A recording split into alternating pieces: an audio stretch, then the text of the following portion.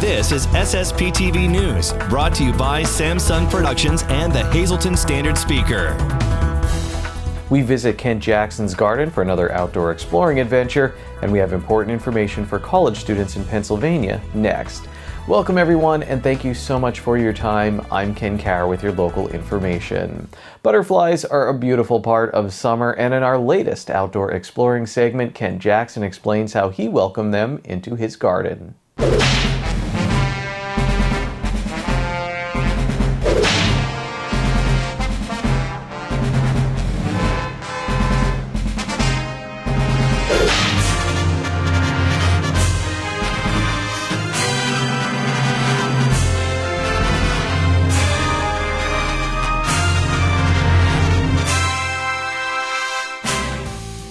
Hi, this is Kent Jackson for Outdoor Exploring. My wife texted me with news so good that she couldn't wait until I got home to tell me. A butterfly landed on our milkweed.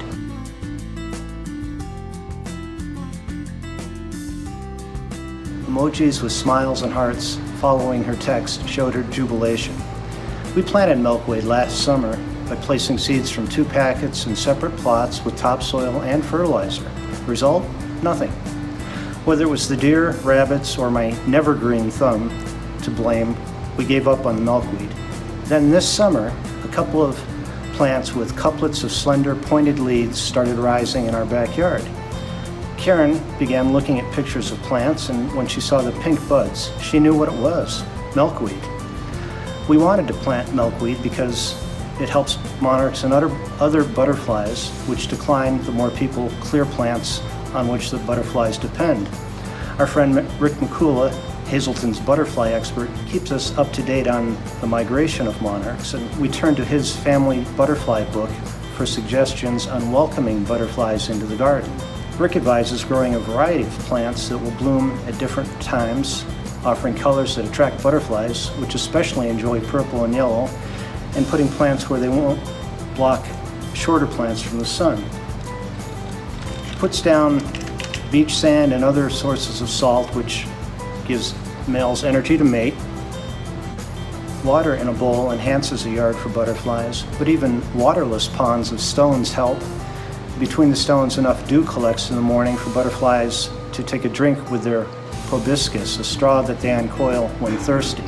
Stones also absorb heat, so butterflies can bask on them. They're solar powered, Rick writes.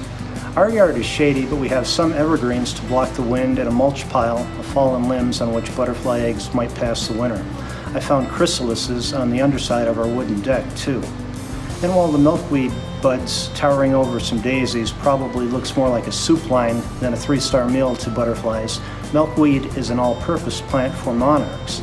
They feed on the nectar from its flowers, but also lay eggs on the leaves, which caterpillars nibble.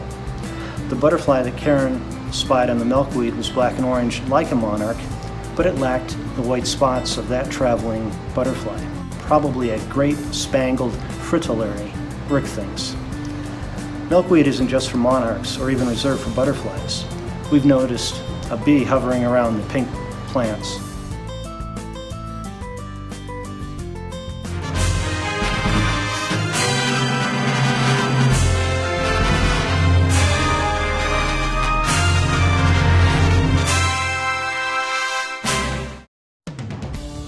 Today's news feature is brought to you by Falvello Law Firm. Have you been injured in a car accident? Call Falvello Law Firm. Your case is our fight.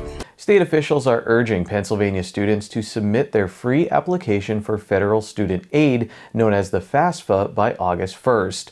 That is the deadline for eligible students to qualify for a PA State Grant Award. Elizabeth McLeod, FIA Vice President for State Grants and Special Programs, was one of several speakers recently at Northampton Community College. Students need to complete the FAFSA as soon as possible to make sure that they're maximizing eligibility for all types of student aid. Some types of aid are first come, first served. Others have fixed deadlines. One deadline that's especially important and that we want to focus on today is the August 1st deadline for the Pennsylvania State Grant Program for Pennsylvania students who are considering beginning their enrollment in the fall at a community college such as Northampton. So the August 1st deadline will provide students with an opportunity to receive state grant funds for this upcoming year. The program, the state grant program, is currently providing a maximum award of $5,000 for students in this award year that's just finishing up, and it's serving more than 100,000 Pennsylvania students with awards. And that August 1st deadline applies for any student planning to enroll in a community college, a Pennsylvania open admissions school, a business, trade, or technical school, a hospital school of nursing, or a 2-year program at any school that's not transferable to another institution. So this August 1st deadline, it actually applies to students enrolled at over 100 schools around the Commonwealth. And so it could benefit tens of thousands of students with Pennsylvania state grant eligibility. Unlike student loans, the Pennsylvania State Grant is what we call gift aid. It's money that does not need to be repaid, and it can help reduce or eliminate the need for students to borrow money, helping to make college more affordable for students who otherwise might not be able to achieve their higher education goals. For more information on FAFSA, visit studentaid.gov. Time now for weather on SSPTV News. Here's our forecast from the National Weather Service on Wednesday. A slight chance of showers between 2 p.m. and 5 p.m., then a slight chance of showers and thunderstorms after 5 p.m. It'll be partly sunny with a high near 81 degrees. We have a 20% chance of precipitation. On Wednesday night, a chance of showers and thunderstorms mainly after 8 p.m. It'll be mostly cloudy with a low around 67 degrees. We have a 50% chance of precipitation.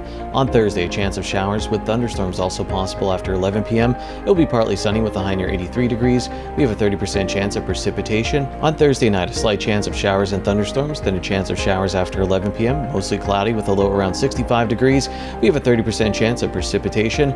On Friday, a 40% chance of showers with thunderstorms also possible after 2 p.m. It'll be partly sunny with a high near 79 degrees. On Friday night, a 30% chance of thunderstorms before 8 p.m. It will be partly cloudy with a low around 59 degrees.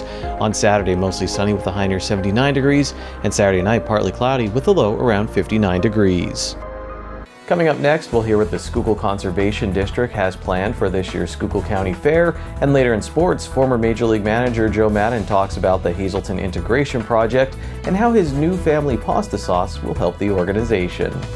The application period for the 2022 Troop N Junior Law and Leadership Academy is now open, and applications are being accepted through July 31st. Anyone interested in attending the program can get in touch with Master Trooper David Peters at dapeters@pa.gov or by calling 570-459-3900 extension 269. And that's today's Talk of the Town. SSPTV News would like to send sincere condolences to the family and friends of these recently departed Michael Book, Sr., age 70, of Drums. A graveside service will be held on August 5th at 10:30 a.m. at St. John's Cemetery in Drums. Gail A. Haddad, age 75, of Hazelton. Mass will be held on Friday at 11 a.m. at St. Patrick's Roman Catholic Church. Friends may call on Friday from 9:30 to 11 a.m. at the church. The Philip T. Jeffries Funeral Home is in charge of arrangements. Michael Cullick, age 90, of Sandy Run. Services will be held at a later date. And Ann Pringle, age 97, of Drums. A graveside service will be held on August 5th at 10 a.m. at St. John's Cemetery in Drums. The obituary report is brought to you by Moran Funeral Home, third-generation family-owned funeral home serving all faiths since 1939. Located at 229 West 12th Street in Hazelton, call 570-454-8341 and go to moranfuneralhome.com.